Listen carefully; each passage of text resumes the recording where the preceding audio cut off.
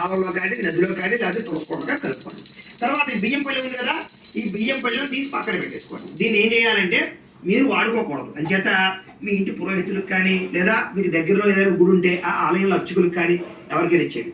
విదేశాల్లో ఉండేవారు అయితే కనుక ఇది మామూలుగా పులిహార రూపంలో లేకపోతే కనుక ఏదైనా పరమాణు రూపంలో తయారు చేసి భక్తులు ఎవరికైనా పంచిపెట్టేయండి. అంటే మీరు వాడుకోకూడదు అన్నమాట, పక్కన పెట్టేసుకోండి. ఇప్పటిదాకా విఘ్నేశ్వర పూజ పూర్తయింది. ఇప్పుడు మనం వరలక్ష్మి అమ్మవారి యొక్క పూజ ప్రారంభం చేసుకుంటున్నాం అనమాట. ఇప్పుడు మళ్ళా 2 నక్షత్రం మీ ఎడమ పక్కకి వేసేసుకోండి. పునః ప్రాణాయామ్య ఉత్తిష్టంతో భూతపిశాచాః ఏతే భూమి భారకాః ఏతేషామ విరోధేన బ్రహ్మకర్మ సమారభే. ముక్కు పట్టుకోండి. ఓ మంగళయాగ్రే నాసికాగ్రే సంపీడ్యం పాపనాశనం ప్రాణాయామిత సంప్రోక్యం ఋషిభి పరికల్పితం. వదిలేసి మమ అనుకోండి. యజమాన్యస్య ఉపాత దుర్తక్షయద్వార శ్రీ పరమేశ్వర ప్రీత్యర్థం శుభే శబరే ముహూర్తే శ్రీ మహావిష్ణురాజ్ఞయ ప్రవర్తమానస్య అద్య బ్రహ్మణః ద్వితీయపరార్థే శ్వేతవరాహ కల్పే వైవస్వతమన్వంతరే కలియుగే ప్రథమ పాదే జంబూద్వీపే భరతవర్షే భరతఖండే అస్మిన్ వర్తమాన వ్యావహారిక చాంద్రమాణేన శ్రీ విశ్వావసనామ సంవత్సరే.